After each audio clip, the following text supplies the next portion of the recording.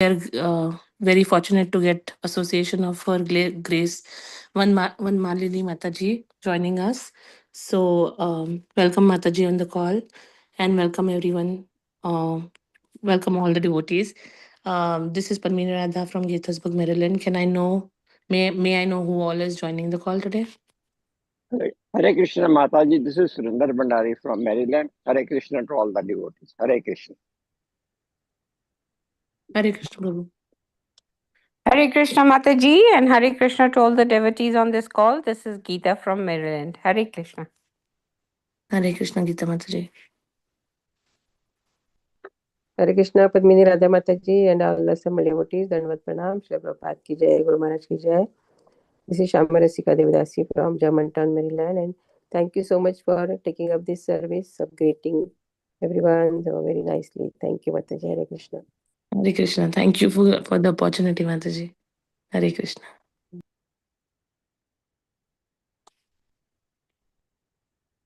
Hare Krishna Mataji, Madhavan Pranam to you and all the devotees on the call. Shri Prabhupada ki jai, Guru Maharaj ki jai. This is Rupini Padma Devidasi from Orlando, Florida. Hare Krishna Rupini Padma Mataji. Hare Krishna Mataji, this is Rita from Maryland. Hare Krishna Rita Mataji.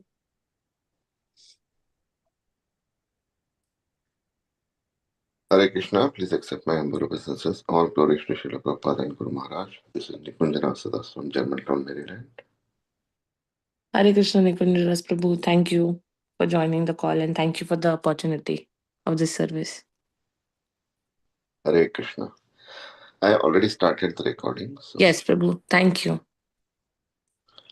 Hare Krishna.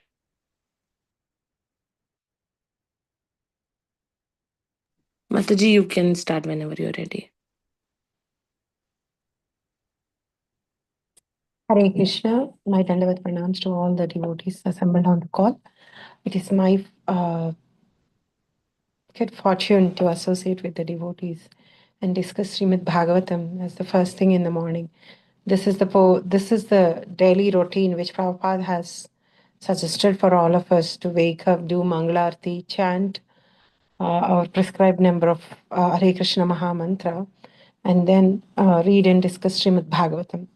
And then we are able to do virtually using the technology in the service of Krishna is very, very fortunate. Having said that, we're going to start with Mangalacharan prayers. Om Ajnanati Mirandasya Gnananjanachalakaya Chakshurunmilitam Yena Tasmai Sri Gurave Namah Sri Chaitanya Manobishtam Stapitam Yena Bhutale Swayam Rupah Kada Mahyam Dadati Svapadantikam Vandeham Sri Guru Sri Yutapada Kamalam Sri Gurun Vaishnavamsham Sri Rupam Sagrajatam Sagana Raghunathanvitam Tam Sajivam Sadvaitam Savadutam Parijana Sahitam Krishna Chaitanya Devam Sri Radha Krishna Padan Sahagana Lalita Sri Vishakhanvitamscha He Krishna Karuna Sindho Dina Bandho Jagatpate Gopesha Gopika Kanta Radha Kanta Namostute Tapta Kanchana Gaurangi Radhe Brindavaneshwari Vrishabhanusute Devi Pranamami Hari Priye Vancha Kalpatarubhyascha Kripa Sindhubhya eva cha Patitanam Pavanebhyo Vaishnavebhyo Namo Namaha Sri Krishna Chaitanya Prabhu Nityananda Sri Advaita Gadadhara Srivasadi Gaura Bhakta Vrindam Hare Krishna Krishna Krishna Hare Hare Hare Rama Rama Rama Hare Hare Om Namo Bhagavate Vasudevaya Om Namo Bhagavate Vasudevaya Om Namo Bhagavate Vasudevaya Narayanam Namaskritya Naram Chaiva Narottamam Devim Saraswatim Vyasam Tato Jayamudhirayet. Hare Krishna. Once again, Dandavad pranams to all the devotees assembled on the call. With Guru and Krishna's mercy, I'll just try to repeat what the Acharyas has mentioned in the verse. So this is a continuation of conversation between Narada Muni and Yudhishthira Maharaj. So the good quality in Pandavas, as we all say, is they always inquire from the authorized sources about the way a human form of life should be. And when they encountered all the kinds of problems in their life, if somebody who is not if somebody who don't have any power, like I'm not physically strong, I'm not mentally strong, and then I'm not also like, it's also not righteously mine, then the courage to fight for that actually will not be that great. But in case of Pandavas were physically very strong. All of them are very well versed in all kind of war techniques and astras and sastras, and then also they are righteously the kingdom belongs to them, and then they also have a good guidance from all the learned people, like all the rishis and all. But they'll still they try to avoid the war, and they try to follow and accept the situations in their life, and they were always just waiting for the right time, and also with minimum um, minimum kind of a minimum kind of souls leaving the bodies because of the war. And they always used their when reversals happened in their life, when troubles came in their life, they always kept the instructions of Krishna and also the acharyas very close to them, and they try to follow even though they are very difficult. At times we see in Mahabharata that Bhima, Arjuna, Nakula, Sahadeva, even Draupadi questions Yudhishthira, like, why are we accepting all these things? Being too good is also not good. And then again, Yudhishthira explains to her, telling the dharma. So knowing what to do is only half of it. But doing what to do at the right time is the dharma. Doing the right thing at the right time is following the dharma. Knowing, many people know. I know that somebody who is drowning, I have to pull them by their shirt. But then if I sit calmly on the bank of the river when somebody is drowning, that knowing does not become any useful because I did not implement what I know and saved a life. So knowing becomes even more knowledgeable with all the ifs and buts, and more clear when we start practicing it. If somebody taught me a recipe, if I cook a couple of times, first time I may be very scared how it will turn out, and I may not be confident. But when I keep trying that, then you'll know all the techniques, like, oh, they told like this, but this is also something which was untold, like, which comes from the experience. And then I know now because I have done that one. So similarly, knowing Srimad Bhagavatam and Bhagavad Gita is very important, but implementing them in life is also very important. So here Narada Muni and Yudhishthira Maharaj conversation doesn't confine only to both of them. It actually applies to us, because mostly this chapter is for the instructions for the householders, grahasthas. How somebody not muted. I'm just worried about them because these things are all live and recorded. So maybe you would like to mute yourself so that your conversations are not heard. Or somebody who has the host permissions can help those devotees. Yes, Mataji. Yes, Mataji. Sorry. So this is the problem with the recordings and Zoom and all, because sometimes some devotees may not be knowing and may be talking, and then it is broadcasted to everyone. So I always tell in my kids' classes, like, it's your responsibility to mute your mics because your parents may not be knowing and they may be talking something which we all should not be hearing. So Thank you, Matajis and Prabhujis. So here, the conversation between Yudhishthira Maharaj and Narad Muni is also very, very useful for all of us. And some sections, or like we have to repeatedly read. Right now we are in 7th chapter. But if suddenly somebody asks us what happened in the first canto, 9th chapter, 12th verse or 7th verse, we won't remember because our memory is very short. So we have to keep reading and keep doing this. Wonderfully, in the previous verses, Narad Muni explains the importance of Guru, glories of Guru, and what is the difference between a Guru and Krishna or God. How Guru is a Sevaka Bhagavan and how Krishna is a Savior Bhagavan. So Guru is a representation of Bhagavan, but not Bhagavan himself. But we will worship him on par with Bhagavan. So the Guru Nishtha, Shraddha towards Guru, helps us a lot to achieve in spiritual life. Without Guru's mercy, we will not go anywhere. So Narad Muni explains the glories of Guru and also the importance of Guru. See, we are very weird sometimes. All the human beings especially. And the more advanced we are, the more we start thinking, the false ego grows more and we start thinking that we are the doers.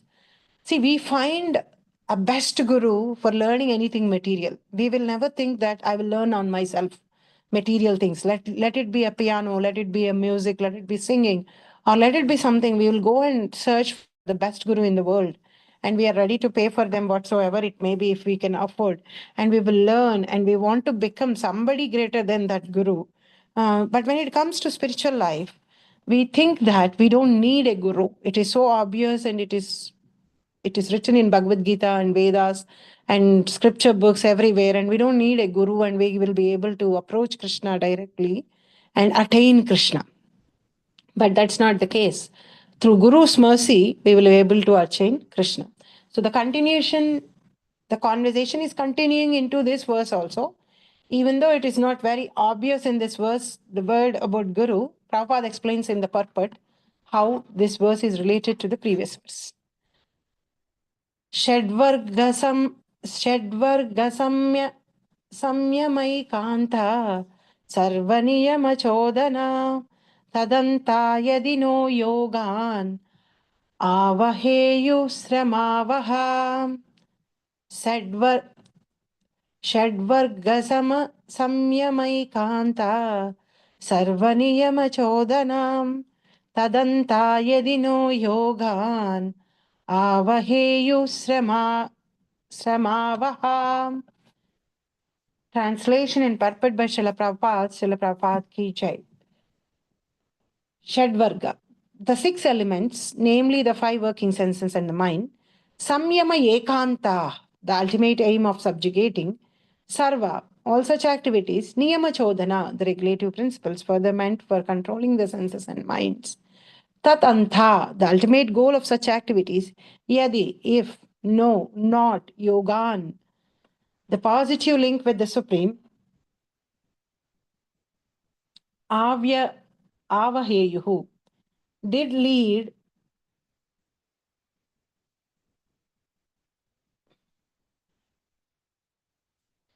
srama avaha, waste of time and labor. Srama avaha. Ritualistic ceremonies, regulative principles, austerities, and the practice of yoga are all meant to control the senses and mind. But even after one is able to control the senses and mind, if he does not come to the point of meditation upon the Supreme Lord,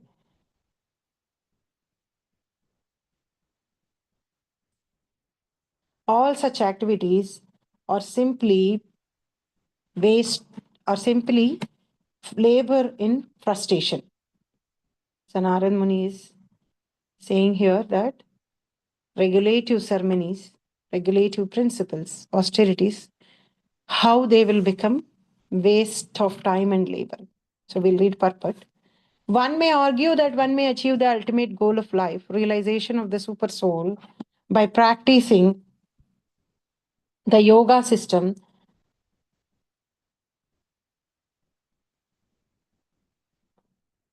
and ritualistic performances according to the Vedic principles, even without staunch devotion to the spiritual master. The actual fact, however, is that by practicing yoga, one must come to the platform of meditating upon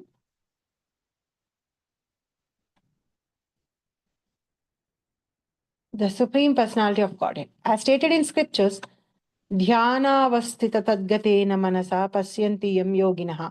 A person in meditation achieves the perfection of yoga practice when he can see the Supreme Personality of Godhead. By various practices, one may come to the point of controlling the senses, but simply controlling the senses does not bring one to a substantial conclusion. However, by staunch faith in the spiritual master and the Supreme Personality of Godhead, one not only controls the senses but also realizes the Supreme Lord.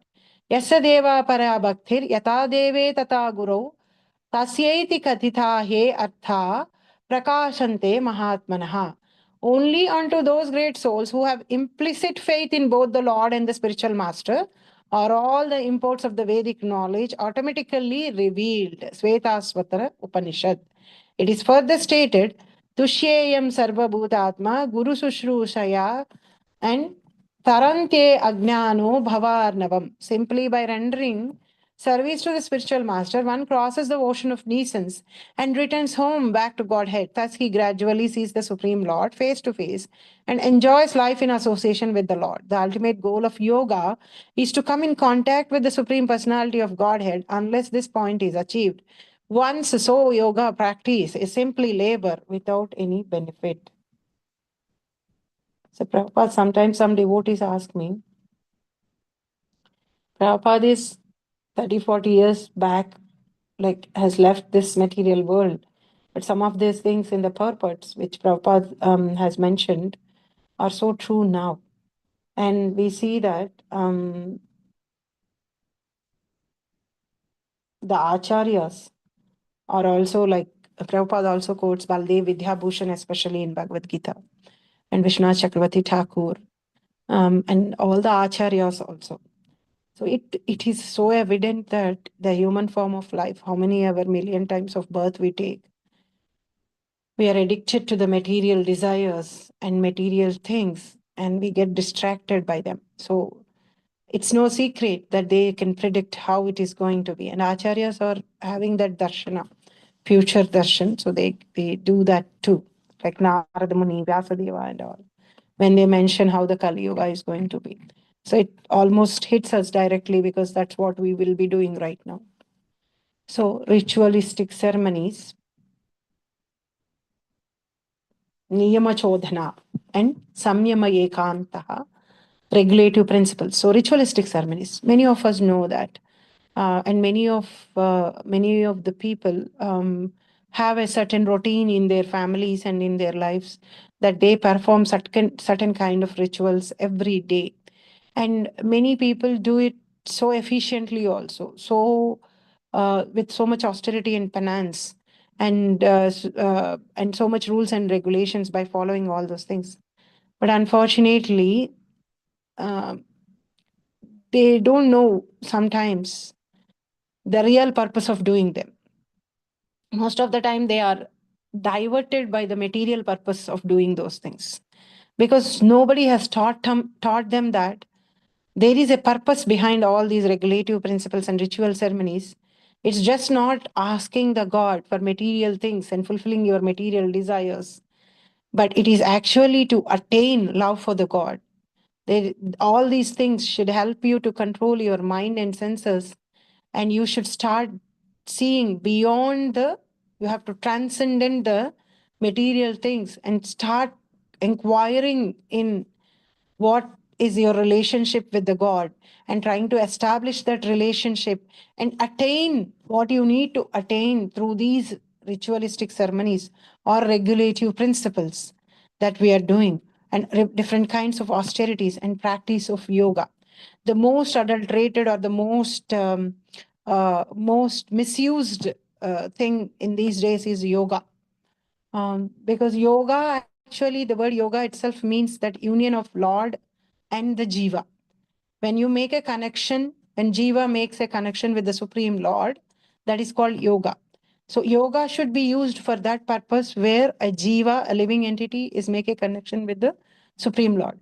But most of the time, nowadays, the yoga is used to have a physical body fitness, and to and to achieve maybe like many people who have tried all the other kinds of diets, exercises, and all. Somebody will come and say, like, oh, I'm trying to control my my how I look, my physical appearance. And then people will say, try yoga. Yoga makes you flexible. Yoga makes you do the things in a better way. And then people start practicing yoga. It is as good as using the Chintamani stone to cut uh, to take the shell of the peanuts from the peanuts, because we are not using it for the right purpose. The whole purpose of yoga, using which we control our breathing techniques, our postures, making our body flexible and healthy, is to make a connection with the Supreme Lord. But many of the yoga studios does not teach that. Their goal is not that. Their goal is to make money, and their goal is to make you more and more body conscious. The way, unfortunately, many of us look at the people also through their body. The first thing that we say also is like, oh, you're looking thin these days. You're looking fat these days. Many of us think that saying somebody that you're looking thin these days is a compliment, but it's actually, again, referring to the body only. So the knowingly or unknowingly, we kind of remind the people that the moment I see you, I only see you as a material, with your material dress, which is the body. And then we also feel that mostly, not knowing that the purpose of maintaining a healthy body is to make the soul render service to the Lord using that health, not to enjoy the senses. And this consciousness, body consciousness nowadays, has increased in extremely, like, the kids who are in middle schools, elementary schools, are also highly body conscious. At least in olden days, that was not that case. Like, people are not bothered that much about that, and has to focus on so many other things. But nowadays, they are only focusing on these things, and then whole purpose, somebody who is highly body conscious, where the concept of soul comes for them. No, it's so obsessed with body. The way how we look, how we dress has become an important point. And then people's mindset, and people's mood of the day, and people's inspiration to do the things, or encouragement to do the things, is confined only to that. But unfortunately, however we look, however we are, we have to be healthy, so that a healthy body helps us to practice bhakti more better. If we are not a healthy body, then the moment we sit for chanting, we will sleep. Or the moment we go and do some service in the temple, we may become breathless, and then we may not be able to do. So we need to have a good exercise routine to maintain a healthy body, so that we can serve Krishna. So we should never forget the whole goal of having a healthy body, not a beautiful body. Healthy body. That should be the concept. Like, healthy body, so that we can make that connection with Krishna and sustain that connection for a longer time. So the whole purpose of yoga, where you are controlling your breathing, so the more you control your breathing purpose, 6th chapter of Bhagavad Gita explains so wonderfully that when you control your breathing, that gives you a power to control your mind. When you control your mind, then you can train your mind in such a way that it focuses on the super soul and takes away from the material things. But who is using yoga for this purpose? Most of the people are using yoga to get rid of some kind of physical sicknesses, and to look better, and to lose weight, and all these purposes the yoga is used, and the main purpose is completely forgotten, or many people don't even know that. So we all can practice yoga as long as we know the purpose of what for it is meant. So the yoga, the Ashtanga yoga, which has prescribed by Patanjali, has 8 stages, which is Yama. It starts from there. So these people, they do yoga, they come back and eat, they do all kind of nonsensical things which are mentioned as do nots in the scriptures. So it goes nowhere. The yoga doesn't go anywhere other than the body maintenance. So Yama is rules and regulations, not doing the things which are prohibited, like not speaking lies, not killing the animals and eating and all those things. And Niyama are the rules that should be followed, like being truthful, cleanliness, and cleanliness of body and mind, controlling senses and all those things. And then asana. The third step is asana, where the exercises, different kinds of postures, so that we can sit in a posture for a longer time and chant and can meditate. See, now also to chant 16 rounds, many of us cannot sit in a position and chant all the 16 rounds for 2 hours. If we sit in a position and chant, for some people, the hand starts hurting, the shoulder starts hurting, the back starts hurting. And then we say we find a convenient position, like, oh, I'm going to lean down and chant, or I'm going to sleep on my sofa and chant, or I am going to walk and chant. When we do all these kinds of things, our mind is distracted, because the moment you sleep and chant, you'll fall asleep, or the moment you relax and chant, your mind starts going somewhere else. Something which you don't even want to, you forgot 20 years back, you start remembering that. And then when you walk and chant, you go look around, and then you got distracted by what is happening around, and then your focus on Krishna will go away. So if we have a good exercise, and if we practice, and if we sit in one place and chant, we will be able to focus on Krishna more better. So asana and then pratyahara, that is pranayama. Pranayama is breathing exercises. Pranayama is a very good exercise. If anybody wants to practice, it helps us to control on the breathing. And when you have a control on the breathing, that gives you power to control your mind. And then comes pratyahara. Pratyahara is withdrawing your senses from the external material objects, like not making your senses engage in the external material objects and pulling them inside so that they look inside.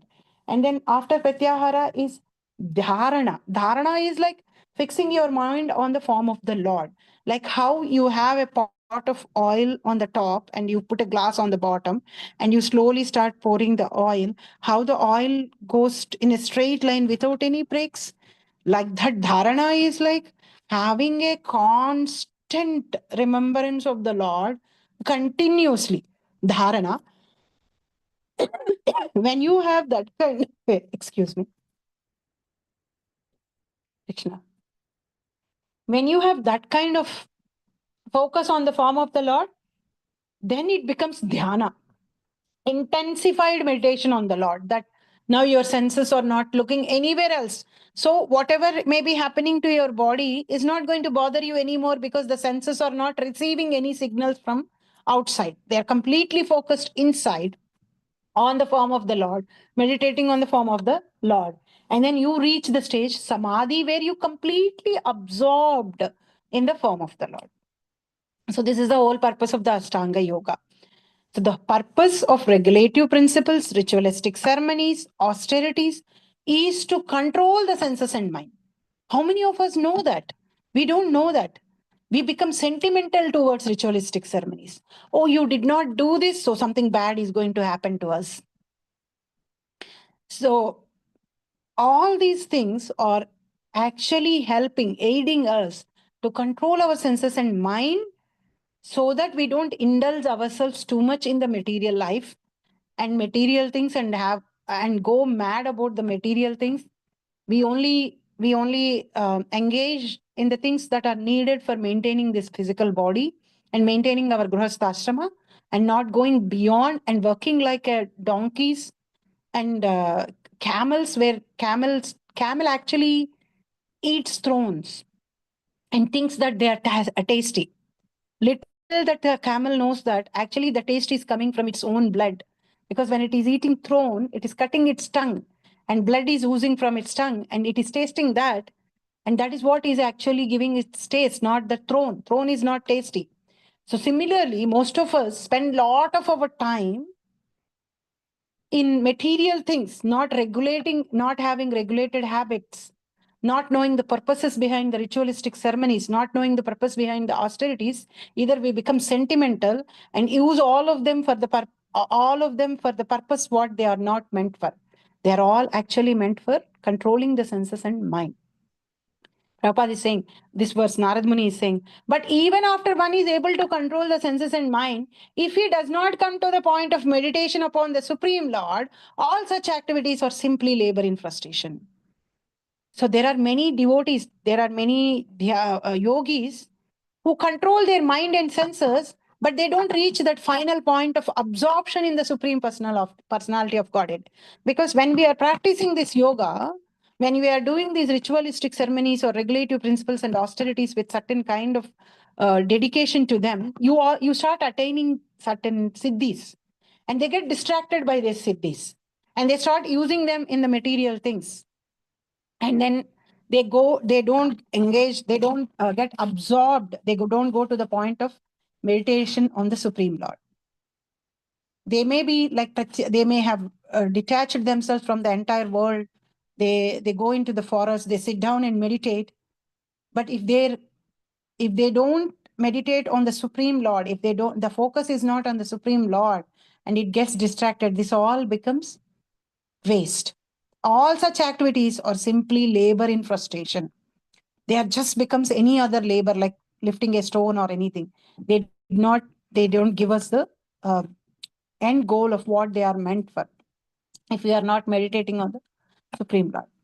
One may argue that one may achieve the ultimate goal of life, realization of Supreme Soul, by practicing the yoga system and ritualistic ceremonies according to the Vedic principles, even without staunch devotion to the spiritual master. Some people may argue this because some certain set of group of people may say that, like, we don't need a devotion to the spiritual master, and then we can do all those things. Because as I said, the ritualistic performances in every house, you will see that they are their own spiritual masters.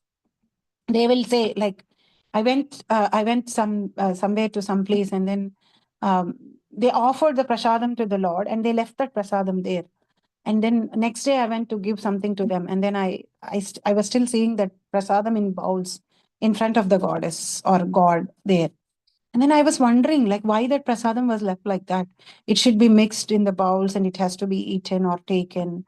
And then I just asked, like, after seeing for 24 hours like that prasadam, I really felt like, oh, prasadam is being dishonored there. Because Shastra says for us to mix the prasadam back and then serve to everybody. And then I asked the lady of the house, like, why you didn't take those and use them? They get spoiled. Like, no, in our house it is like that. We'll put prasadam there and we will leave it there. Then I asked what is the reason behind this? What is the purpose behind that? Because I wanted to know if there is any sastric reference to that. No, this is how my mother does. And this is how once they eat and something happened, from then on we left like that. And in some places, some people say that should be eaten only by the family members. We will not mix it with everything and give. Then all the power of it will go away. And when they put them in front of the Lord, they are in silver bowls. Like, they're putting them in silver bowls and with lot of display. But then you are dishonoring the prasadam when you are not taking that and mixing it with the whole and then distributing to everybody. Prasadam is meant to distribute. Prasadam is the biggest source of mercy that is distributed to everybody and which can be accepted by everybody, anyone, without any pre-qualification. But then people don't know the purpose, the rules behind it, what we are doing. So they become sentimental. And then when the sentiment sweeps into your ritualistic ceremonies, we completely lose the purpose of them. So, and without a guru, especially, because they don't have guru, they are their own gurus. They did not refer to Shastra, or they did not refer to guru. So they keep on doing the wrong things. Like how a medicine, just because you know what is the medicine for, and then now that you got let's say, somewhere a pain. So you thought, oh, it's a pain. So I just have to take an ibuprofen or Tylenol. I have so much in house or a counter. Why I will go to the doctor and I'll just take it. And you keep on administrating that medicine, and you see that, oh, when you take that medicine, the pain is going down, and next day the pain is coming again. Again, you are taking medicine, and again you are going, but you are not really curing the root cause, or you are not seeing the expert who can tell you what that pain is for and can remove the source of it.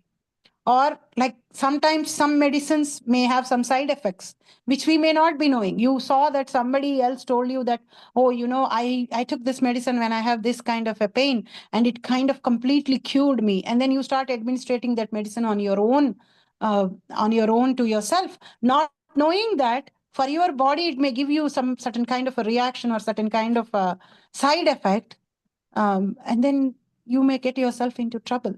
So always taking an expert guidance and following the guidance of the expert in administrating that medicine actually will cure from the roots the problem that we are having. So guru's direction is very, very important in practicing yoga or in practicing and doing the things.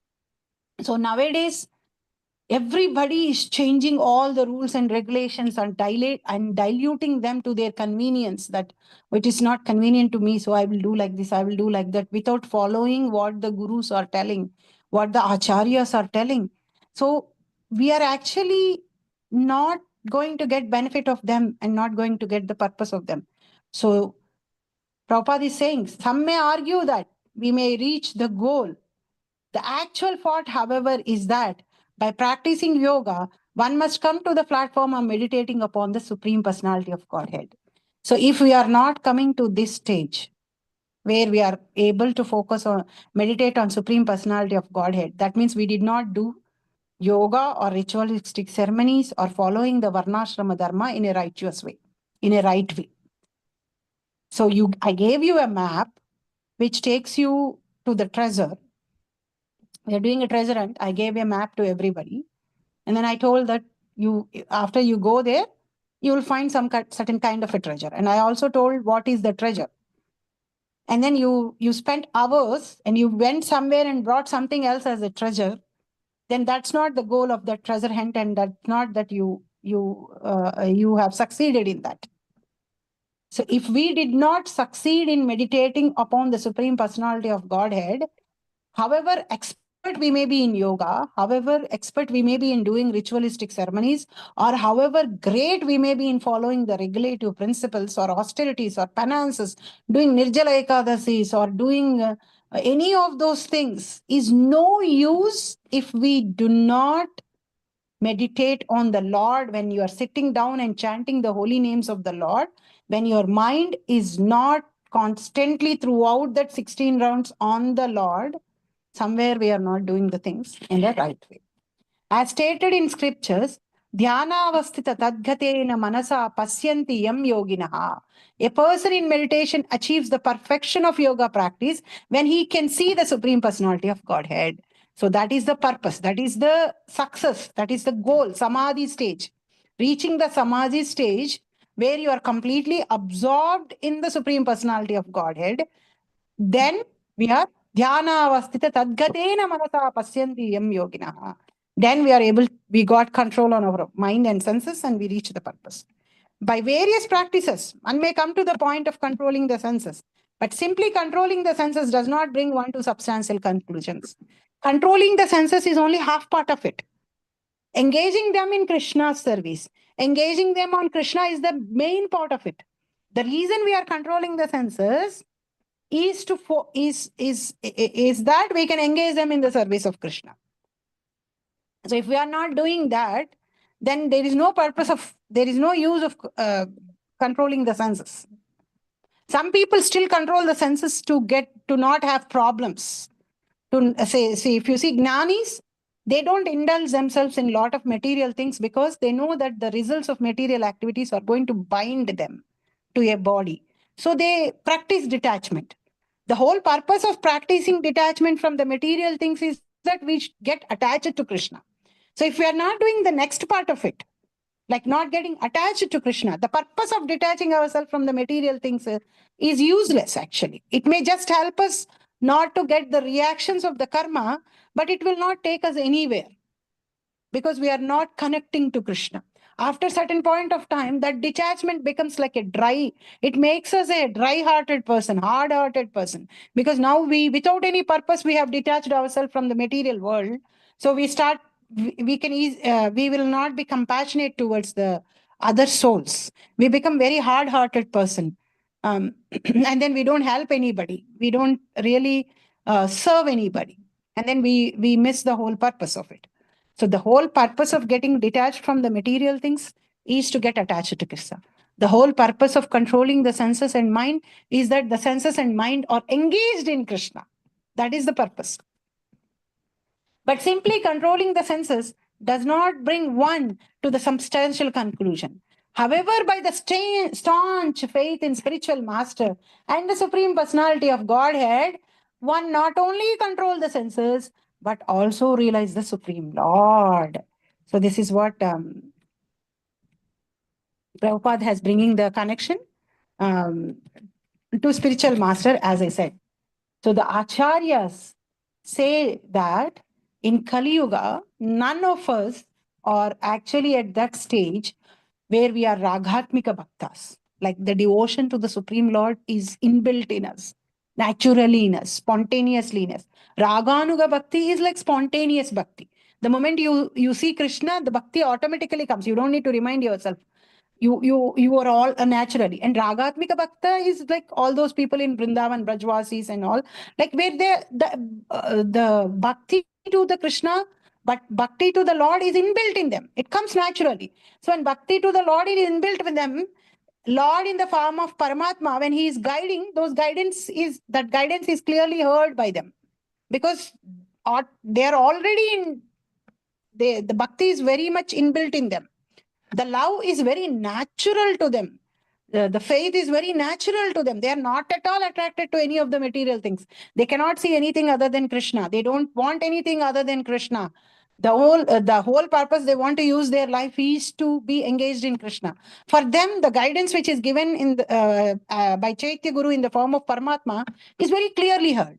But those of us who are sadhana bhaktas, who are putting two legs, one leg on the material life and one leg on the spiritual life, we need the guidance of Guru. We need the guidance of senior devotees. Our Guru will give us a guidance. You do this service. You do like this. You do this. So the words of Paramatma, Chaitya Guru, or relayed to us, or told, or given to us by our gurus. So Guru helps us to understand and give Krishna. So any Guru who is saying he is Krishna is not the real Guru. Guru who is saying that I'll give Krishna to you, I'll take you to Krishna, is the real Guru, is a bona fide Guru.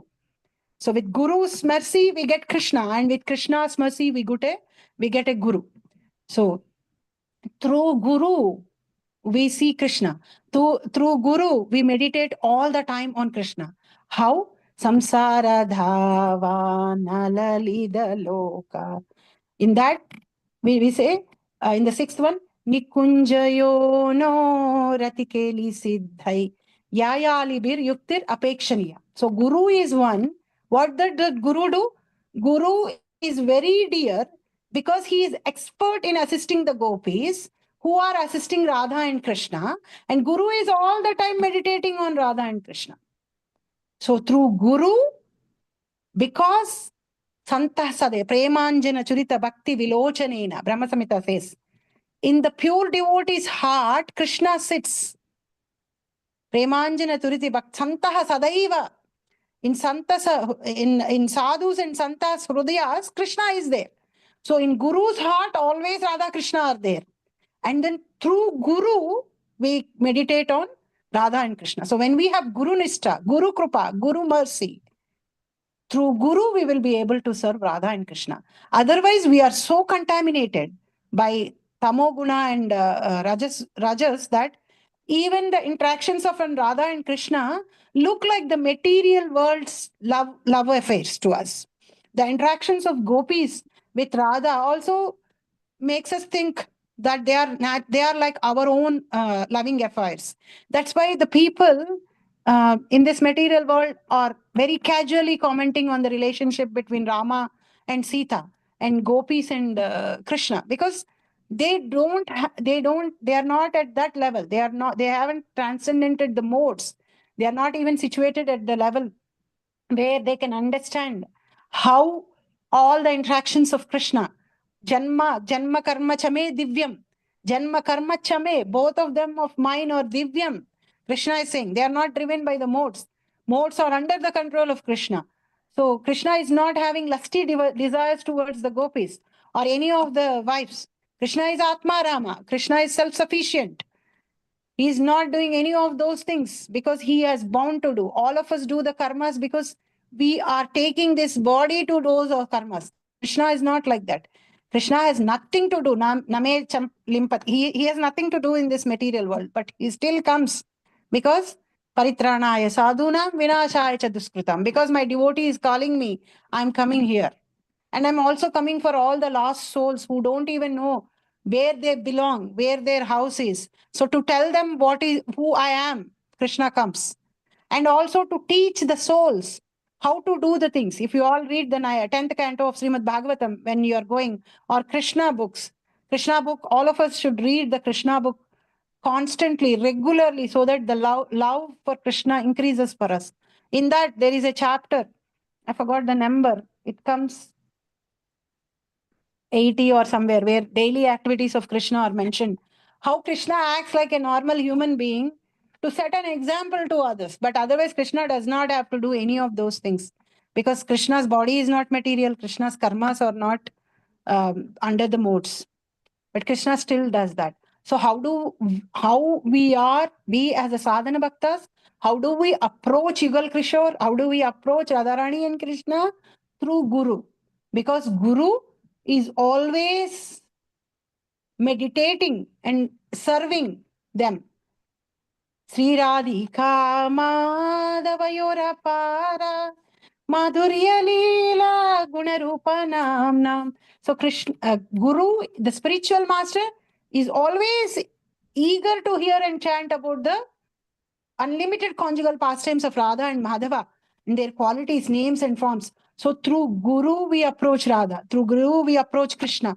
Otherwise, we don't have a qualification to do any of those things. Even when we are serving the deities, or when we are serving prasadam, it's not that we are directly serving Krishna. Through our Guru Parampara, we are serving Krishna. Because we are still not qualified to serve directly. We did not go to that stage of bhakti where bhakti is spontaneous for us, Raghanuga bhakti stage. So, however, Prabhupada is saying, however, by staunch faith in the spiritual master and the Supreme Personality of Godhead, one not only controls the senses but also realizes the Supreme Lord. So we don't need to worry and do difficult and tedious dhyana yoga, Ashtanga yoga, or highly tedious religious ceremonies. If we have faith in Guru and Krishna, and if we follow the instructions of Guru, we will be able to meditate on the Supreme Lord. Prabhupada's Guru Bhakti is seen in Prabhupada's Leela Amrita so much. I don't know any of you have read Prabhupada's Leela Amrita. That is a must book to read because the only thing that we see always when we read the life of Prabhupada is like, I need to implement the instructions that are given to me by my Guru. I don't have any other qualification. My Guru is the one who is going to make it happen.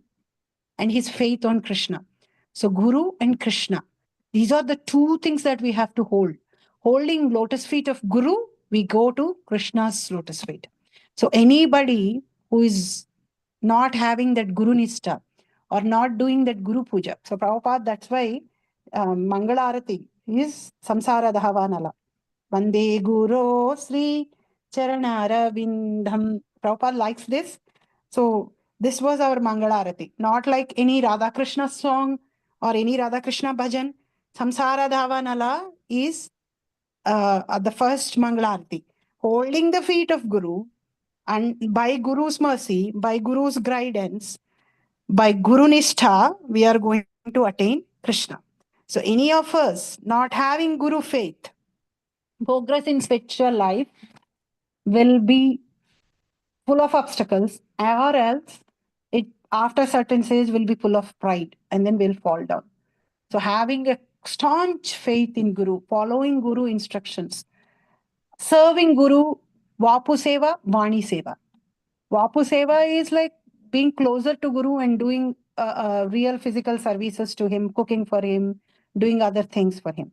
And Vani Seva, the instructions Guru gives, following them, is what actually makes us progress in our spiritual life and makes us concentrate on the Supreme Lord. So once when you are chanting, devotees also, every round before they chant their Guru mantra.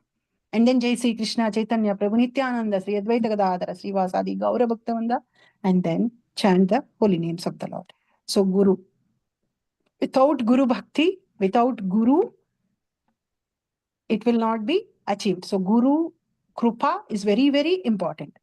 Yasya deve para bhaktir yatha deve tata guru tasyaite katita he artha prakasante mahatmanaha. Only unto those great souls who have implicit faith in both Lord and spiritual master are all the imports of Vedic knowledge automatically revealed.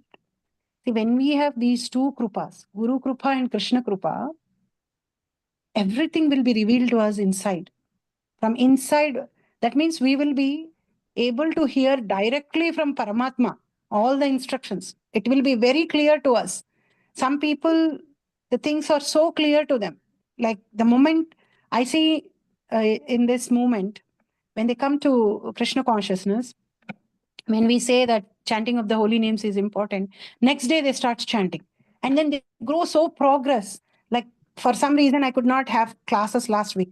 And then when I met people around in the Bhakti Vriksha, they come and said, like, no, I didn't realize the classes that I'm attending on the weekend are actually setting my mood to chant for the whole week.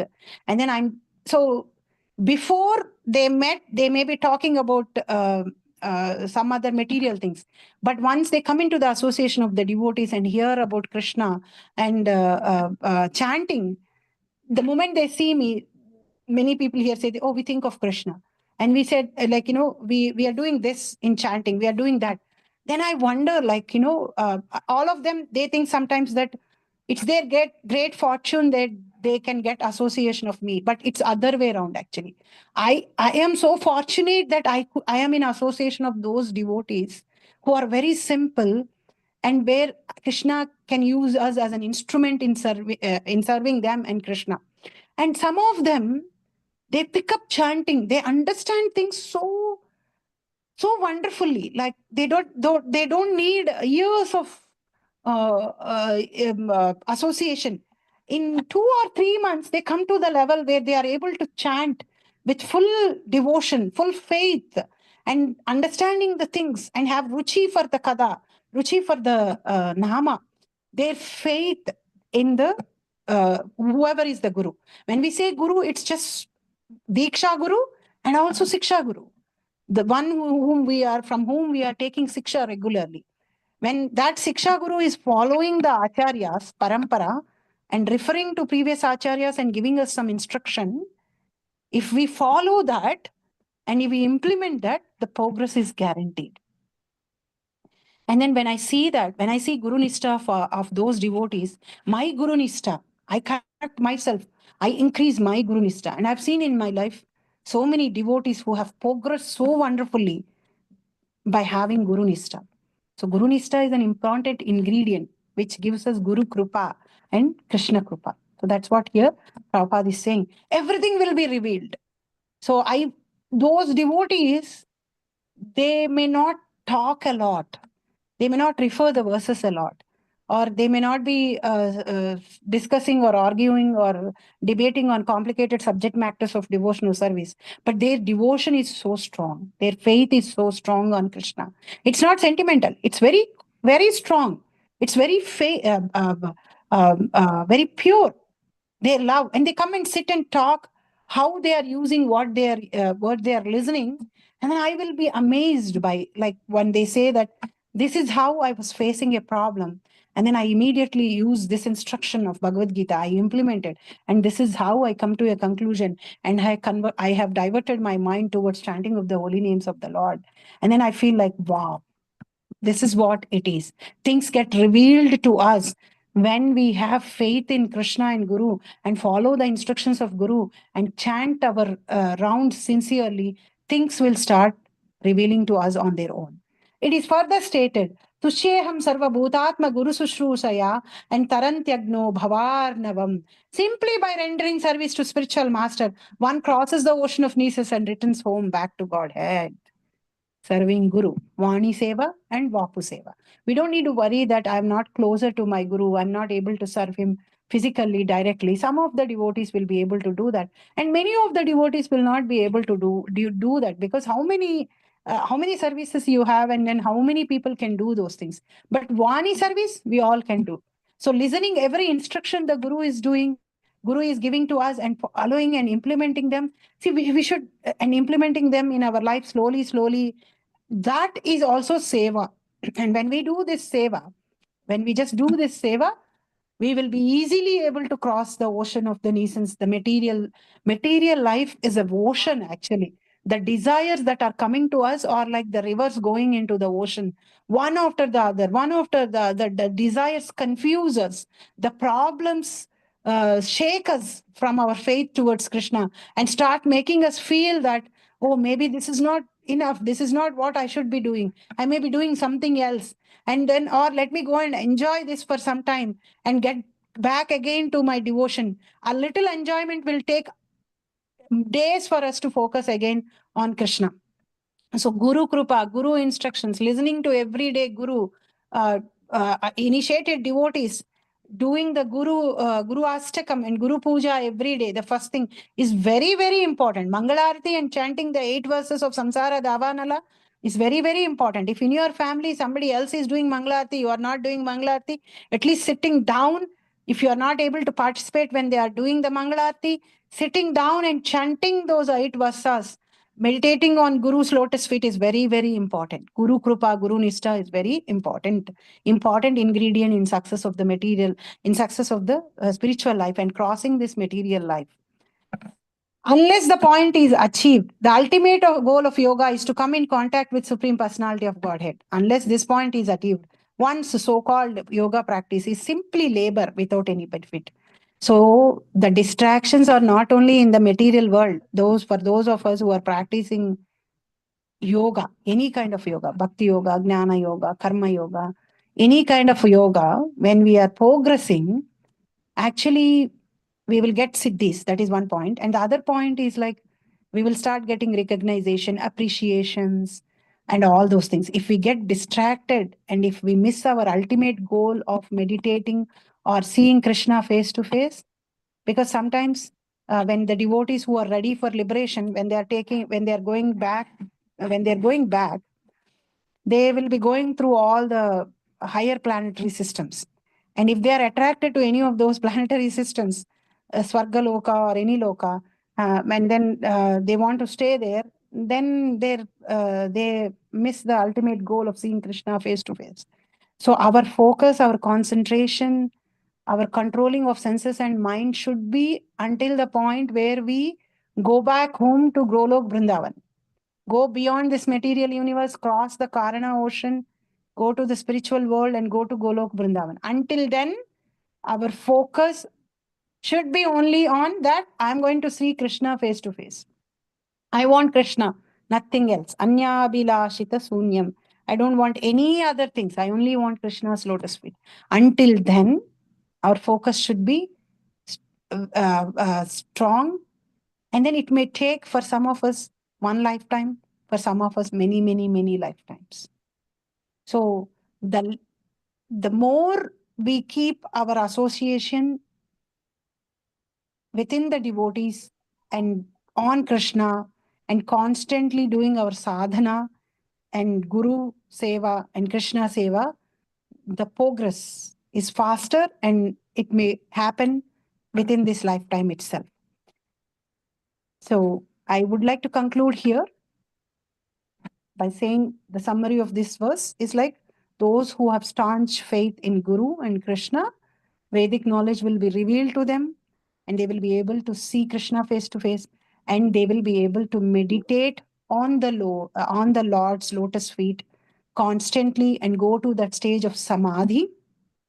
Without that, any other practice that we are doing, if this goal is not achieved, then it is just a simple waste of hard work or labor, which does not give us anything. Hare Krishna.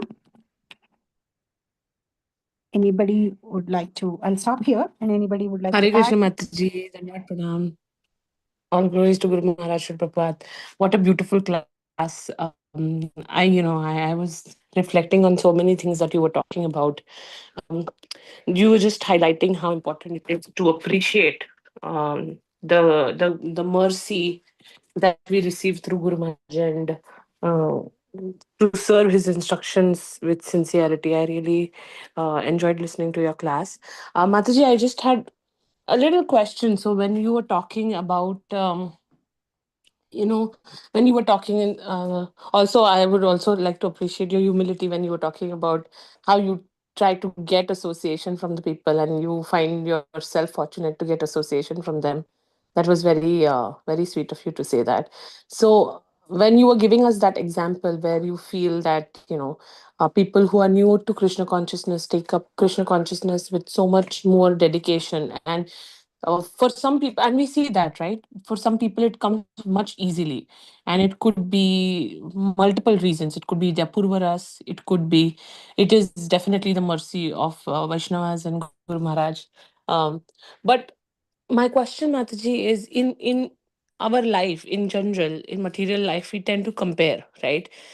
We have this, that person has that. When will I have that? So my question is, when we see this in devotees, sometimes even when we see within devotee community, when we see devotees progress much rapidly than what you are progressing, in that situation, Mataji, how to not be envious, rather how to be how to take them as an inspiration rather than trying to envy them and trying to understand, or rather just try to appreciate their journey, because every soul has its own journey, right? So when I see devotees advancing quickly, I'm able to appreciate that I'm not supposed to compare with them, but it does cross my mind as to why am I not there. um, and at that point I don't reflect so much on what I am lacking, but and then it quickly, I feel it quickly spirals down, because then you if when you try to critically look at people, especially devotees, um, it is very easy to offend also, right? Commit offenses, because then that is like a spiral that you go down through. So how to protect yourself from doing that, Mataji? That's basically my question. Actually, you answered when you are talking. Your question is like, yeah, when we see devotees progressing, um, every devotee progresses differently, and we all know bhakti is like a continuous journey from previous lives. So some of them may be at a point where they are 80% in their spirit. Let's say if we take 100 as a 100 as the ultimate goal of a devotional life. Let's say by 100 you will reach Golok Vrindavan. Some may be at a point where they are at 80%, and maybe we are at 20%. So that is the difference we see, that somebody takes things so easily and quickly progresses, and then stays in that progress for a long time. So there are two, 3 points you mentioned. Yeah, sometimes when devotees come to this process new, when like arambha, in arambha, in beginning they're very enthusiastic, but as it goes, the enthusiasm goes down, and then they start seeking recognition, appreciation, and then it becomes monotonous, it becomes routine, because you start losing we lose the focus, we lose the track, we miss the purpose of for which we join. We keep the purpose very limited to chanting 16 rounds, taking initiation, doing some seva, but that all those are first steps. The main purpose is to see Krishna face to face. So for that, our goal should be towards that, to become a pure devotee of the Lord, to transcend the modes. So it's our own journey. It has no comparison with anybody's, because we need to go to that goal point.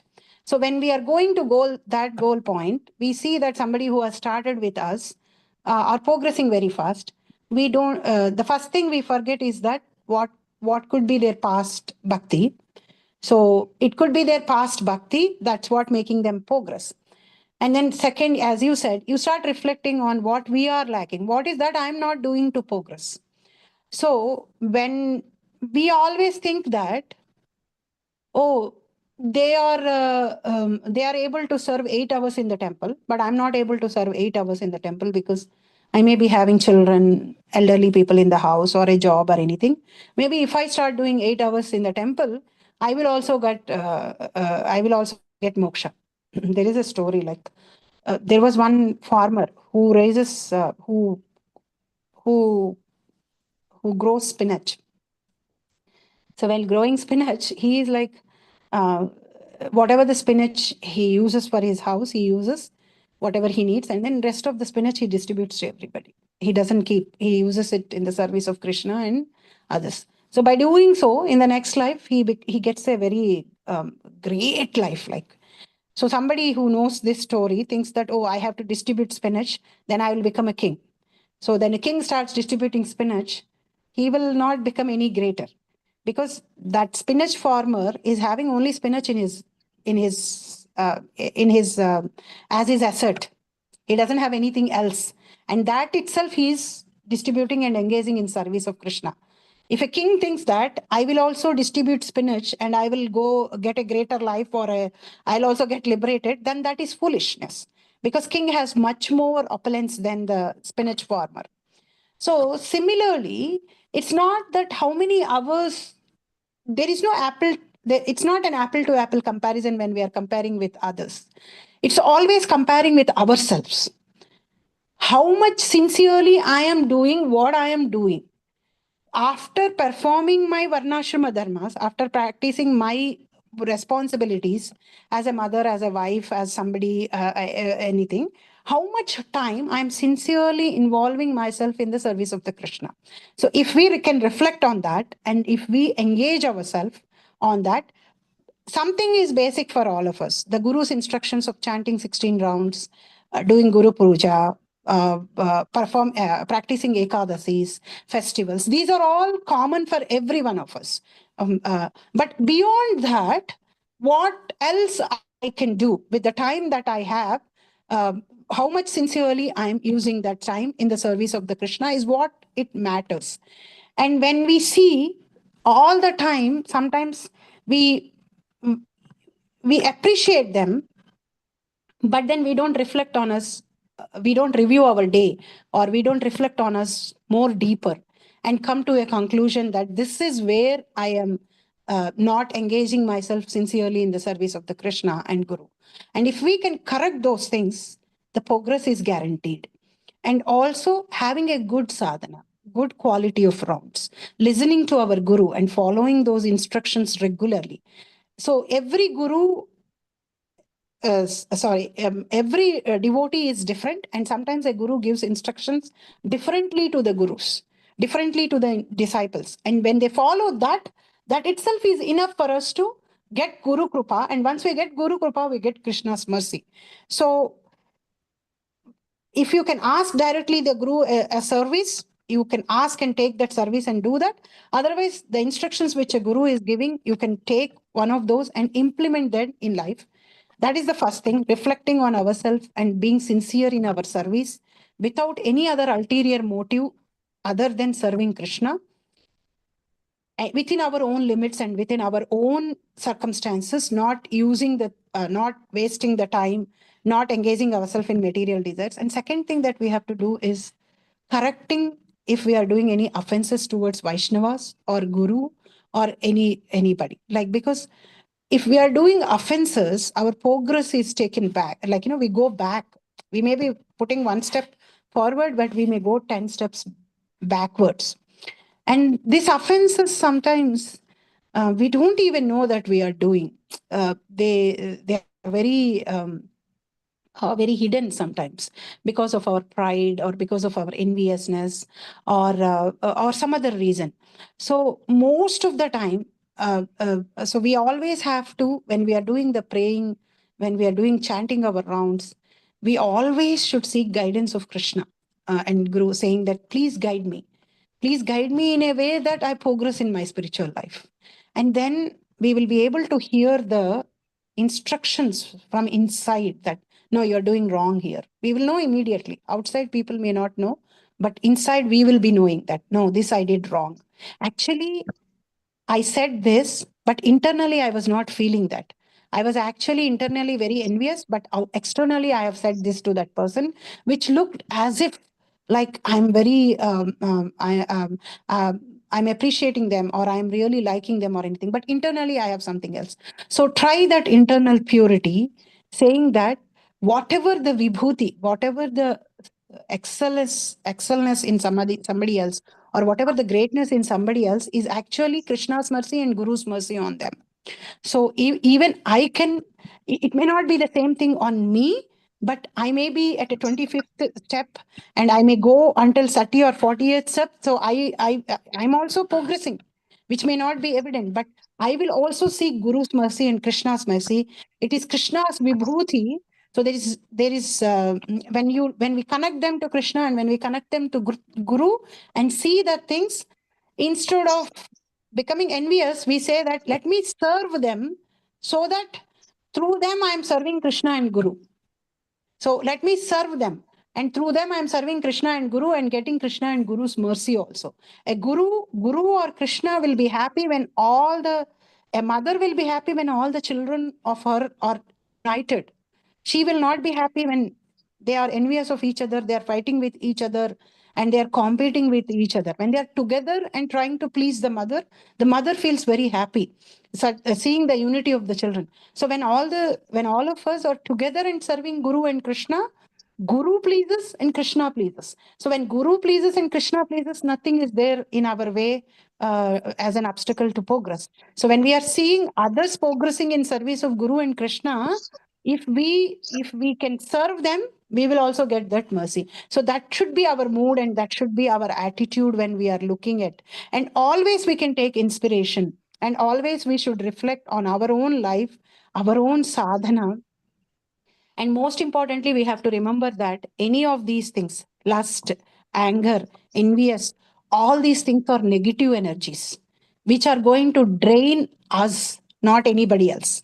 Anger is like a fire you are holding in your hand to throw on someone else. First, it burns your hand. So, all these things are making our heart black first before we comment on others' heart saying it's black. So, they are no way useful to us in any way. So when we need to voluntarily take them out from us by diverting us, whenever these feelings are arising in us, we have to sit down and do that effort to divert them towards Krishna, saying that Krishna, I'm feeling so envious of this devotee. Please remove this envy from me. And go quickly and read something or chant something or sing something, a bhajan, and divert yourself. When you keep diverting yourself and asking Krishna for help, Guru for help, slowly the things start moving and you are not anymore envious of those things. And remembering that these are actually going to make me diseased person, not somebody else. This helps us a lot. These are 6 enemies inside us, inside me, which are going to drag me downwards, not upwards. And when we know that, we will slowly reminding us like that, we will protect us. We will put a fence around us from these enemies through Harinam and instructions of Guru and instructions of Krishna. This all things, following them repeatedly, again and again, again and again, again and again, helps us and becomes our habit and becomes naturally to us. And then these 6 enemies are going to go away. When our sadhana is strong, Krishna says that in 2nd canto of Srimad Bhagavatam, 6th chapter, Krishna says that I take the responsibility of cleaning those impurities from you. Krishna makes us purified. Harinam makes us purified. Hearing Bhagavata Katha makes us purified. So doing that regularly, the more the enviousness increases, the more we listen, the more we chant. The more anger is increasing, the more we chant, the more we listen, the more we serve, those things will go away. We have to do physically also that what we have to do, and on top, and most importantly, we have to depend on Krishna and Guru's mercy. I don't know if I answered you or not, Mataji, but No, Mataji, thank you so much. There's so many wonderful points that you said. We'll try to work on those. Thank you. Hare Krishna. Hi, Krishna Mataji, Dandavat Pranam. All grace to Sri Prabhupada. It was such a wonderful class. The verse is very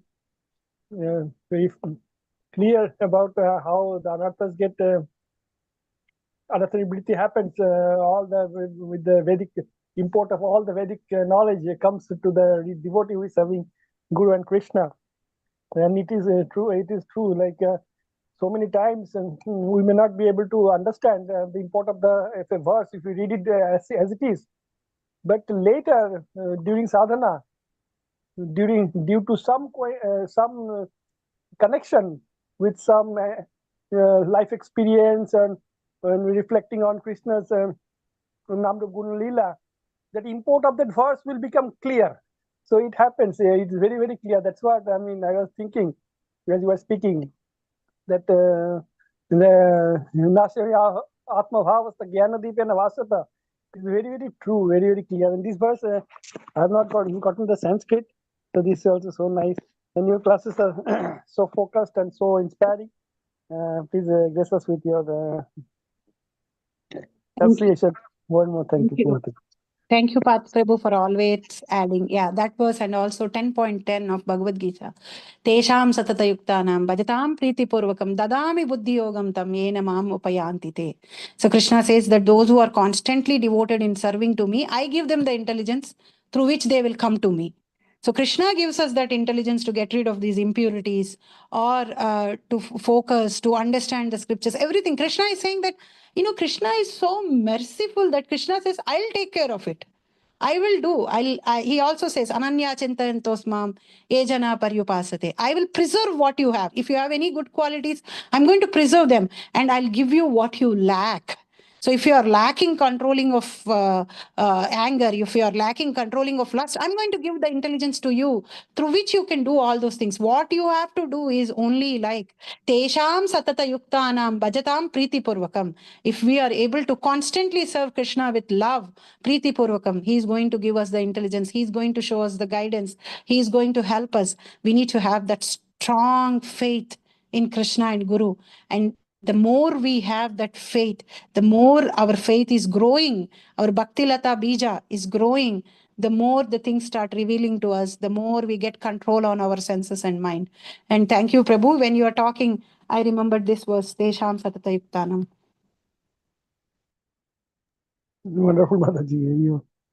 You said that is the new point is that even if somebody has a little fallen, he is having some lacunae in terms of controlling senses. That yes, yoga kshemam bahamyaham. Krishna fully takes care of that. That is also very important thing to reflect upon. This. Hari bol, Mataji, Hari bol.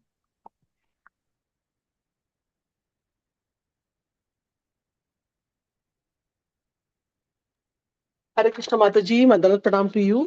Sri Prabhupada ki jai, Guru Maharaj ki jai. Thank you so much for the wonderful class. Hare Krishna Mataji, Dandavat Pranams. Really appreciate your association, Mataji, in the morning. Really appreciate that.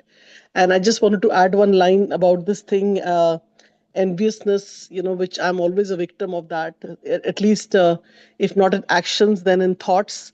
So like Mataji was asking a very nice question. And I was thinking that I tell myself these days that, say I have come into Krishna consciousness and another devotee has come, and he's taken Brahman initiation, he's doing this and that, but I'm just at the same level where I'm just doing whatever I'm doing. Then I tell myself that, well, how do I know that where this person was standing in his previous life?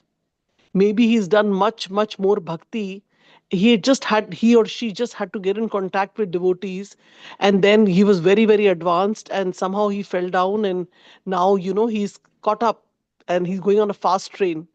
So then I said, what have I got to do with it? This is Krishna's business. I just have to, I'm no one to judge or compare. And I'm like, it's Krishna's business to take care of, whatever whoever is doing whatever, like that. So I just concentrate on myself. So I'm just sharing this because that's how I tell myself how to, because I also get victim of this, sometimes we're like, oh, this person was already sitting and coming, and now uh, but sometimes this also happens that you have a relationship with a person who's not in Krishna consciousness, and Mataji, Prabhuji, and they're taking guidance from you, and senior devotees are saying, oh, stay in association with with this Mataji, and and the person is very, very humble. He's not even come into Krishna consciousness, and you're talking to that person, but suddenly when what happens is another influence of some other devotee comes, this person becomes very advanced, doing everything, and then our relationship with that person changes. That person will never come, she or he will never come and sit down and talk and discuss, and I think this is very, very important, that we should not forget about the past, that how our relationship is. Like, for example, I'm speaking in reference to, like, my daughter took initiation on 19th August last year, but somehow the other, I know I should call her by the initiated name, but I connect her with the birth name so much so that it always, she'll tell me that everybody calls me initiated name, you also call. I say, I just can't do that, because because I'm so conditioned, my past has such a effect that I have to address that person such a way, and it's very hard for me to change the relationship, whether the daughter is initiated, or however older she gets, or she gets married, or whatever the situation might be. So I just had some thoughts, Mataji, but it's very nice hearing about. I just loved your singing of Mangala Charan and Guru Puja. It was very nice, and just stressing the importance that I know. I was thinking, yeah, they do Guru Puja all the time, everywhere it's going on. But then you mentioned one line which was very important, that Srila Prabhupada wanted us. He would be happy. So I think all of us should do Mangala Aarti, Mangala Charan, and also Guru Puja. And of course, Narsinga Aarti, Tulsi Aarti in the morning. Even if we can't do very early in the Brahmura time, we should do it. Even if you're not able to do it, we should read it. So that was the enforcement from your class. So thank you so much, Mataji. And I don't have a question, but I really appreciate, because your classes, I told you before, they're very forceful, and always retain something from them, and it helps me in my spiritual life. Hare Krishna. Hare Krishna. Thank you, Mataji, for sharing.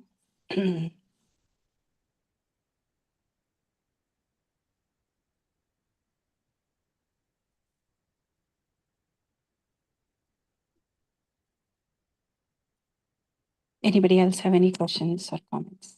Yeah, practically also, in day-to-day life also, when we start comparing, we don't work on ourselves more, we work on others more. So the time and energy gets channelized to the others. So even in material life or even in spiritual life, the more we work on ourselves, like where is that I have to improve? Where is that I have to change? What is that I have to practice? It may be difficult, like sometimes, as you are saying, it may be difficult for the things, but if that is what the right thing to do, slowly making it a practice brings it into, makes it natural for us. Like our previous conditions are there for all of us, but if they are not helping us in serving Krishna, we have to try to change them. And if they are helping us in serving Krishna, we have to increase them. So all the time the focus should be that how I am performing better than what I am performing yesterday. Every day, all the practicing devotees should review their day. Even those who are even material or review our day, and then just sit down uh, and the whole important thing that we all have to remember is human form of life is very rare. It is not meant for eating, mating, sleeping, and defending. It is meant for self-realization, realizing that we are the souls. That's the goal of the human form of life. And then how far I have travel towards my goal is what the review point for us at the end of the day. And if we are able to do that regularly, we become our own corrections, we become our own masters, we know where we are lacking, where we have to improve. And then on top of it, we are taking the support, we are having the nama chintamani within us, like, we are having the sadhana sakti, our practice, which is the key. Many devotees don't realize that, unfortunately, that your sadhana is your key.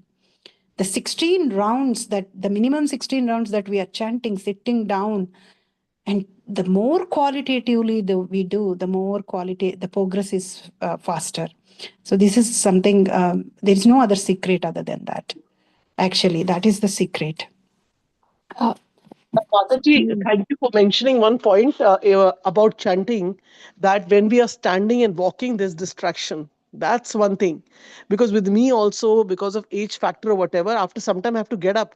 I start feeling my legs, as if they've gone numb, or something is happening in my back, and I have to start walking, and I have to do something or the other. Again, I come and sit down. So, like maybe health reason, I would say that happens.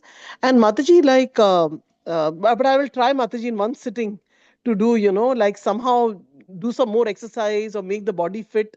So I can sit in one sitting and do all the rounds. And also, Mataji, one more thing is there. What if in the family, there are people who have, because we are doing a Krishna consciousness, right? And we are busy with our sadhana, we're trying our best to, there's always shortage of time and all those things are happening. But there are family members connected to us who are looking at us from a different angle and thinking that, oh, they have such huge expectations that, for anything, we have to call them, talk to them, invite them, do this, give extra attention. Lot of expectations they have kept. And somehow Krishna consciousness has taught me that why have expectations from anyone? Just expect from yourself. So when we are dealing with people who have a lot of expectations, how to, of course, at the cost of our time, we cannot fulfill all their expectations. But why is it that people have so many expectations? Like they're always expecting, especially from family members, this, and then the expectation not fulfilled, then they're like, so that cycle goes on, frustration, then the anger, and everything will come. Oh, talking negative. So can you share something on this? I'm sure I'll get some wisdom from you. Hare Krishna. Yeah, when we don't make connection upwards, we try to make connection around us. Like when we don't have connection with Krishna, then we make connection around us with our body. So, whatever our relationships are with the body, we try to make we try to seek happiness through them, right? Like, because we are not seeking upwards. The moment we start seeking upwards the happiness, that is through with Krishna. Like soul is connected to Krishna. Soul is part and parcel of Krishna. Soul will be happy when it is connected to Krishna and when it serves Krishna. If we completely miss that part, like now the soul needs happiness. So it is not seeking from the place which it has to seek, that is from the Supreme Lord and his Kada and his Nama. So it tries to find it now around it in a circular way. Like now it is not going upward, so it is going around it with the relationships it made with the body. So, and then when you are bodily conscious, the first thing that comes is like you become selfish, right? Like you want to do things for yourself, for your own satisfaction. So naturally expectations come. And then some people do and expect, some people don't even do and still expect expectations. Nowadays, if you see the younger generation kids, they don't serve parents, but they expect a lot from parents. Like they think they take parents for granted. Spouses take each other for granted. So there are so many things people do that is lack of knowledge, lack of real understanding. And then those expectations actually cause miseries, and then happiness, disappointments, and all. And then you touched a point, what do we do? How do devotees manage these material connections? When they are devotees, it's okay. So it's always communication. Communication is the key. And our intentions also matter, right? Like we are not talking to them every day, but it's not that we completely left them alone in their material life. When they need us, when they have any trouble, we are there for them. And then we can set up a routine that I'm going to call you every 2 days or every 3 days for a few minutes and ask how you are doing, what you are doing. And you can always call me at any point of time when you are in trouble or when you need my help. So I still love you, but I have some things to do which are very important, because we need to know that our relationship with any bodily relationships is only for this lifetime. It's not eternal. But relationship with Krishna is eternal. So we need to be first convinced. We need to start ignoring what others think of us. If we don't do that, what we do is we expect that they all should appreciate our devotion to Krishna, and they all should change, and they all should become like us, and they should stop expecting from us. So we cannot change anybody else. We can only change ourselves. So what we should do is we should ignore their expectations. We should ignore their expectations. We should ignore their complaints, and we should be really loving them and standing with them and being with them when they need us. We don't need to call them every day and know and be talk. There is mostly, if everything is going normal in life, there won't be much things to talk every day. But because they have time which they cannot use in Krishna's service, and they have to use it in somewhere and seek happiness, we seek in other things. So we need to stop bothering about others' expectations when they are unrealistic or when they are materialistic and all. And then we should be always genuinely loving them and telling them and standing for them when they are in need, when they are in trouble, when they need, and then focus on us and set up a routine with them, like, this is how I'm going to be connected with you. I will definitely text you every day how you are doing. You let me know. And then you also, when you call, talk to them lovingly and affectionately and compassionatingly, in such a way that, she's a devotee. She's so busy in her devotion, but she still takes care of me. She really cares for me. So that caring does not come when you it's not only that when you call regularly, it even comes when you call once in 10 days and you stand for them when they are in trouble. So this is something which we all can practice, communicating with the close family members like sisters, brothers, mother, father, in-laws, sister-in-laws, which are very close-knit family where they have expectations from us, that we regularly be in touch, telling that I have so many things to do. I'm trying to manage. I really understand. I want to talk to you, but this is only I can do. And when I do this, I sincerely do that. And when we do that, what is a mistake many of the devotees they do is, like, they talk about what they have been doing and how great they are, how they are not able to connect to them. We should not be doing that. We should be caring for them. How is your life? What are you doing? What is going on with you? How can I help you? So it should be they in the center, not us in the center. So when we are making a call to make a connection with them, it is them in the center, not us in the center. Unfortunately, we miss that sometimes, and we keep us in center even in those conversations. And when we do that, they don't feel like, slowly they understand, and they also change their expectations towards us. No, she will call me once in a week or once in 3 days, but she really cares for me. She really loves me. She's not finding faults in me. She's not differentiating me because I'm not a devotee. She still is my loving sister, my loving brother, my loving son, my loving daughter. And that love towards us is what makes them to become devotees, not the instructions that we are giving, not our life, if we are following but we are keep on fault finding in them, it makes them aversion, it gives aversion towards devotion to them. So how loving a person we are. Devotees are paradukha dukhis. It's not that we are only paradukha dukhis with devotees. Any common man having any kind of a trouble, we relate to that. We are compassionate towards that. But we have a boundaries also, that we don't disturb our sadhana. We help them, and then get detached and do your own thing. So this is something which I thought, Mataji, on the subject that you touched. Very nice, Mataji. Thank you so much. I can always ask you questions like that somehow. I don't know how much it was connected to the class, but it's just something compels inside of me to, you know, uh, get answers, and very balanced answers you give, in which uh, there's a lot of learning. Thank you, Mataji. Hare Krishna. Hare Krishna Mataji, thank you for this very, very beautiful class with so many points to remind ourselves how to go about our sadhana. Mataji, I have an unrelated question. I was talking to somebody yesterday and telling them, somebody who is totally, I would say, don't even believe in God and all that. And then I was talking about non-vegetarian, not to have. So the question they asked me was, okay, tell us where in the Gita or where in the scriptures it is written that you should not have non-vegetarian. So I told them I'll find out and let you know. Because he read, huh? Yeah, okay, Mataji. I got your question. Yep.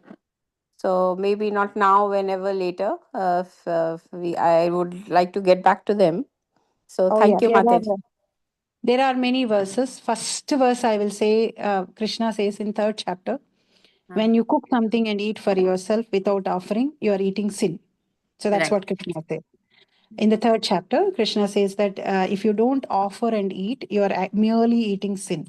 And then Krishna goes into the 9th chapter and he says what he accepts. Like he said that you have to offer to him and eat, and if you are not offering to him and eat, you are eating sin.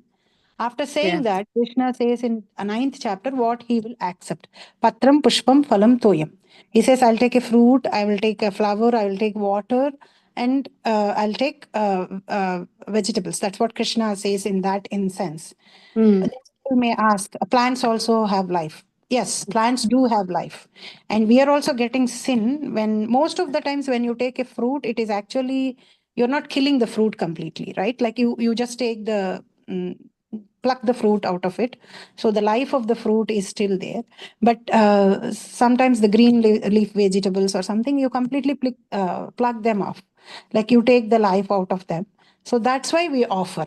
So we offer so that the sin that is associated with killing that plant is removed by Krishna. So the rules are made by Krishna. So Krishna is saying, I accept these things, and then when you offer to me and eat, it becomes sinless. If you don't offer to me and eat, even though you're eating vegetarian, it is a sin that you are eating. You are merely eating sin.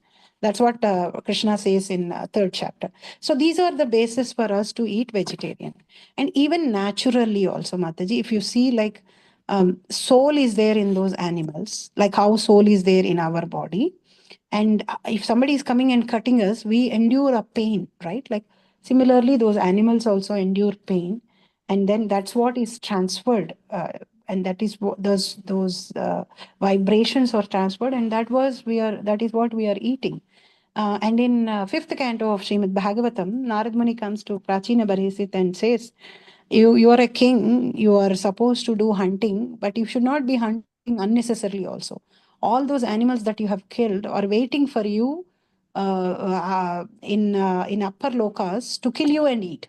So Shastra says, I have to refer the exact verses from which Veda or which Shastra, that how many animals you are killing, that many lifetimes you will take to be killed by those animals.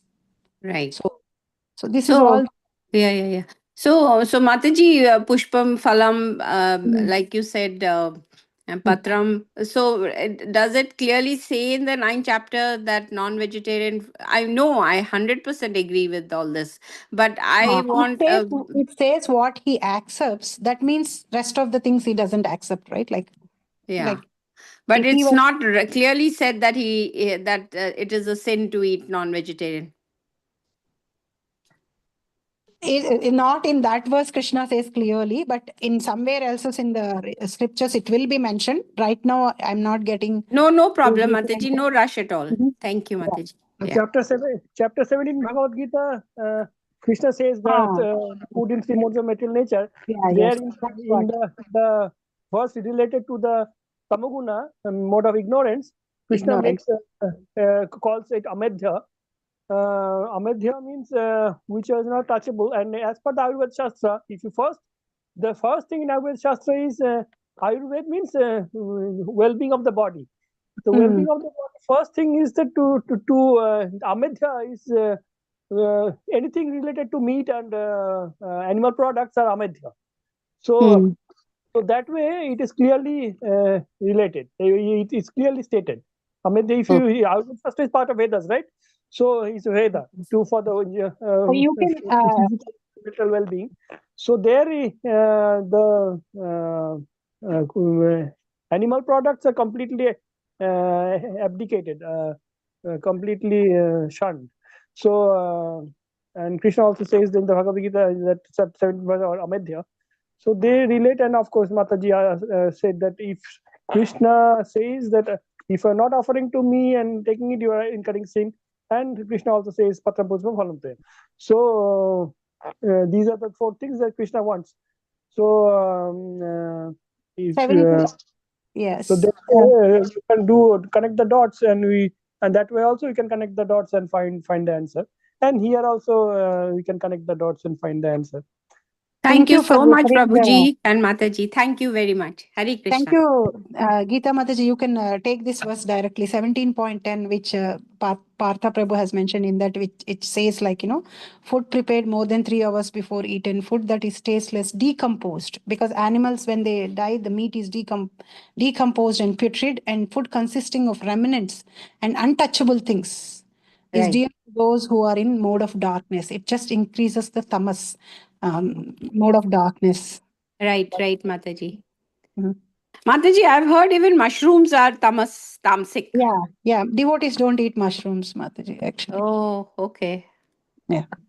Thank you, Mataji. And thank you, Prabhuji. Hare Krishna. Hare Krishna. So, Mataji, especially for devotees, if you want to eat, how will we do bhakti then? If we are going to eat food which is not offered, then that's going to have an effect on us as sinful food. So that sinful food will be an obstruction in our chanting, in our reading, and in our thinking. And obviously, like Partha Prabhuji said, it has 3 modes of nature are there. So is anyone concerned about that? There are three modes of nature: goodness, passion, ignorance. We have to be actually in the Shuddha Sattva, but then we are at least try to be in the material world in the mode of goodness. And that's only possible if we eat like, whatever, it's like we are what we eat. So like Prabhupada ji gave an example that when you see a bird, it is always in fear, and it is taking out worms from the ground, and worm is hanging from its beak, and then it's gulping it down. And in the meanwhile, 50 times it's going to move its head like this, and little bit you move forward, it'll run away. There is so much fear in them. Similarly, when we eat, like be it worms or any flesh or whatever, then there is always those uh, qualities that come in, like fish like quality, or chicken like quality. Those qualities come inside the person. Because I'm saying that because I used to eat meat. I've never eaten beef. From then I came to vegetarian, and then I came to without onion garlic, and then I came to offering food. So mine was like a stage of eating meat, and then I was like not. Then I stopped eating meat and egg. Then I was eating onion garlic and not offering food, of course. Then I came to a stage where I was not offering, but I was eating without onion garlic. And after that, I came to a stage where I should offer. So and I kept noticing my consciousness. There was so much of change. And sometimes when you are in that stage where you're offering and eating only, and by chance somehow the other, you sometime, you don't realize it, or you go to someone's place, or somebody's giving very nicely something, and you eat it, you start feeling the effect that I'm not feeling too well about it, or I don't know whether they offered it or how they cooked it. Because in one of the letters, Mataji, correct me, where Srila Prabhupada said that we should only eat from the hands of devotees. There's one letter, right? It's written in the handwritten letter. I don't know if anybody's read. It's Prabhupada's letter. It says only eat from the hand of devotees, or you eat from, cook yourself and offer. So just some thoughts on this, and yeah, Hare Krishna.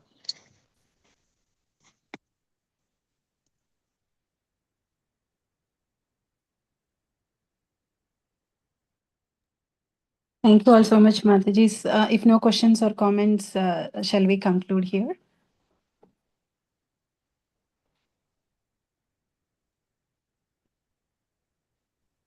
Yes, Mataji. Vancha Katrubhascha Kripas. Devacha Patitanam Pavanebhyo Vaishnavebhyo Namo Namo Anantakoti Vaishnavebhyo Jai. Vanamalini Vanjari Mataji ki. Jai. Hare Krishna Mataji. Srila Thank you all. Prabhupada ki jai. Everyday chant devotees ki. Jai.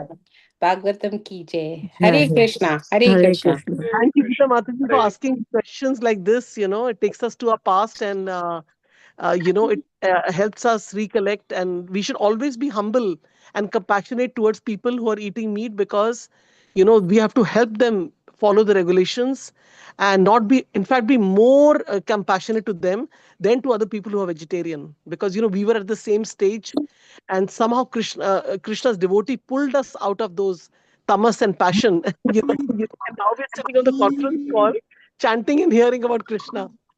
Thank you, Mataji. I'm still not 100% there. I'm trying to get there. Thank you, Mataji. Thank It's a you very gradual much. process, Hare Mataji. Krishna. Hare Yeah. Krishna. Hare Krishna. Thank you so much, Mataji, for the wonderful class and question answer session.